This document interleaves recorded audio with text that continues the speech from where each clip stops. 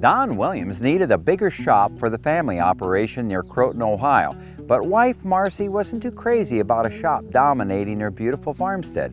So the couple worked with a contractor to dress up their structure to make it blend to the farmstead. But that isn't the only innovation at this shop. Let's go talk to Don about the couple's beautiful facility. Well, originally we decided to go with a 66 wide and 80 foot long and with a lean-to on the side. Marcy wasn't real pleased with the fact that we were going to put a shop right out front here and it isn't going to look good and so on, and I really couldn't argue the point.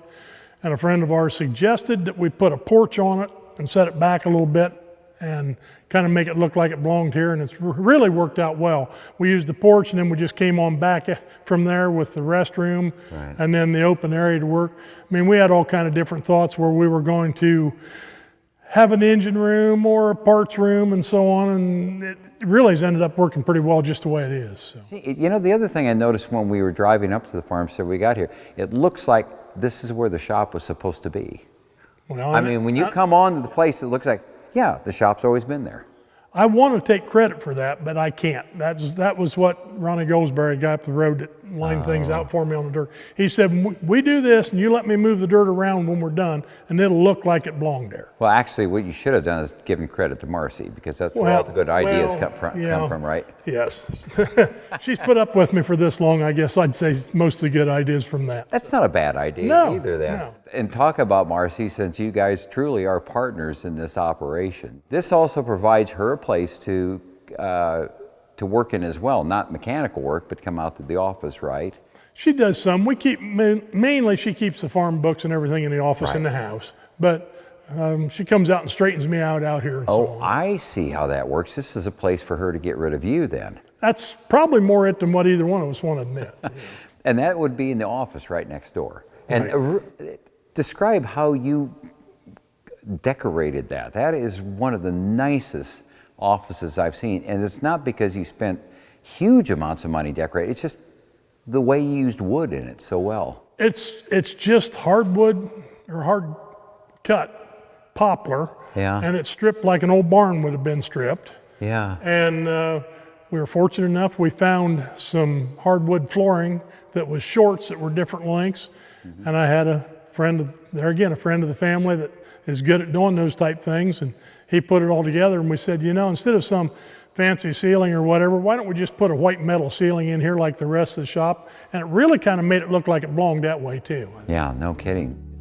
Don was one of the first farmers I know to install a window air conditioner. Now, a window unit like this is plenty big to keep a shop this size dehumidified, to keep tools from rusting and welding rods dry. And it certainly makes working in this shop a breeze in the summer. Well, the other thing that you have that I first saw in a shop now, almost like first time was 10 years ago, which was an air conditioner, window air conditioner to dehumidify.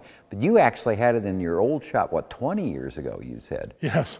Yeah, it was just hotter than heck. And a friend of ours pulled in and he said, hey, I got just what you need. I'd been griping because I needed to put an air conditioner in. He came pulling in with an old junk air conditioner that was just a 110 unit. Yeah. And we put it in, and I should help quite a bit, you know. So I went to town and got a little bigger one, and we used it in there, and we moved it to this shop, believe it or not. I had intentions of, if that wouldn't handle it, that we were going to cut a hole in the side and put an air conditioning unit in. Right. But we have almost 2 foot insulation in the ceiling. Wow. We've got obviously 6-inch walls, and they're full.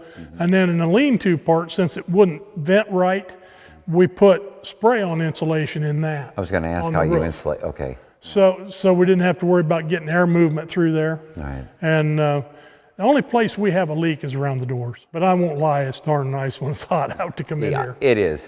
Now, I know Marcy has horses along with your daughter. Right. And they're quite well known in the quarter horse circles. But you're quite known in another horsepower circle, which is pulling trucks? Yes. We pulled quite a little bit of NTPA for quite a while, but last year or two we've just gone back to the Ohio State circuit and so on. Yeah. And fortunate enough, last year we ended up first and second. Wow. With the 2-wheel drive class. Probably will never manage anything close to that again, but it's kind of good for the ego for a while. Yeah, it is. Don invested in extruded aluminum piping, which he feels is one of the better investments that he made in the shop.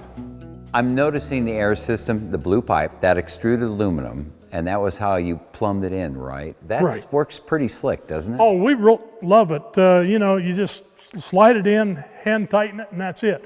Wow. You don't have to, no tools other than just when you cut it, go ahead and deburr the end and so on. Right. And, you know, it's good to, I think, 180 pounds pressure. And that flows a lot more air than what steel pipe would. Yeah, because you don't have the resistance right on there. But also, it doesn't corrode. No, there's no corrosion to it. And if you ever need to add something to it? Matter of fact, we already have. We didn't have one on this side of the shop and decided, well, this is kind of stupid running an air hose over here all the time. We thought we could reach from the door over here and so on. Yeah. And it just didn't suit us, so we just took the elbow apart and put a T in and... Away you went. Yeah. You know, I love this idea that Don and Marcy came up with. They had the joists, of course, extended from their office ceiling to create this eyebrow to form additional storage in the lighting. Well, I'll see you again on another Top Shop tour. Hi, I'm Dave Mowitz. Thanks for watching. If you like this video, hit subscribe right here if you haven't already, and click that little bell right here to be notified when we post a new video. And click here to see more great videos.